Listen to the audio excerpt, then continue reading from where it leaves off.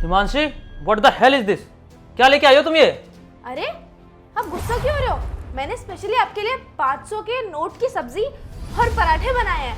खा के देखो ना कैसे हैं। अरे तुम्हारा दिमाग खराब है क्या? तुम पैसे परोस के ले आए मेरे सामने, अब मैं पैसे खाऊंगा क्या? हाँ हाँ, यही खाना है आज का। और अभी तो रुकिए, अभी मैंने आपके लिए 100 के नोट वाली 3 चटनियां भी बनाई हैं। आप ये खाओ, मैं वो भी लेके आती हूँ। अरे तुम पागल हो गई हो क्या? पैसे कौन खाता है? और मेरे पैसों को तुम इस तरीके से बर्बाद करोगी? अरे क्यों नहीं खा सकते? पैसा तो सबसे बड़ी चीज है, और पैसा कमाने के पीछे आप इतने पागल हो तो पैसे तो खा ही सकते हो ना। खा के देखो, मुझे बताओ। हाँ तो कमाओ ना क्या? इन पैसों से सब कुछ आता है, ये घर भी इन पैसों से चलता है। इसका मतलब ये नहीं कि मैं पैसे खाने बैठ जाऊं।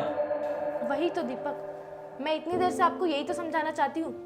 पैसा बहुत इंपॉर्टेंट है, पर पैसे से ना घर तो चलाया जा सकता है, लेकिन परिवार नहीं।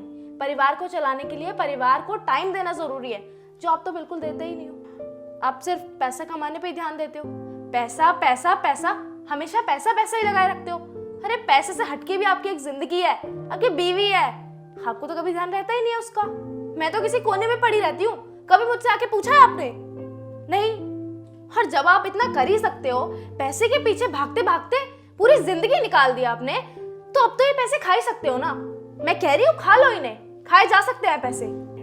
हिमांशी, तुम गलत सोच रही हो, ऐसा कुछ भी नहीं है। ऐसा ही है दीपक, मेरा खाना तो तुम्हें कभी पसंद आता नहीं है।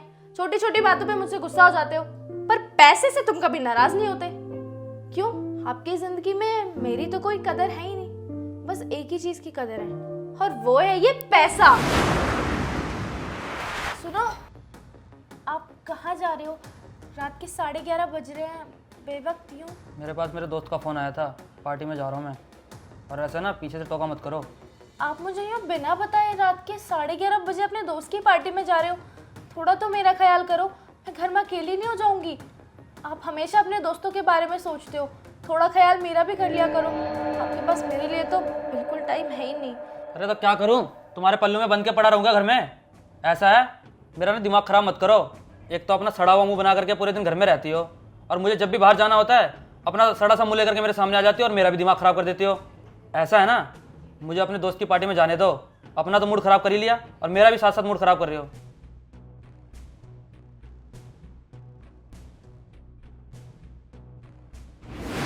लेकिन एक बात याद रखना दीपक, एक दिन आप पैसा तो पालोगे, लेकिन पैसे के बदले में ना सब कुछ खो दोगे अपना, और फिर पछताओगे बैठ के। लेकिन छोड़ो, मेरे समझाने का मुझे नहीं लगता कोई फायदा है। अब बैठो, मैं आपके लिए खाना लेके आती हूँ। हिमांशी, मुझे माफ़ कर दो।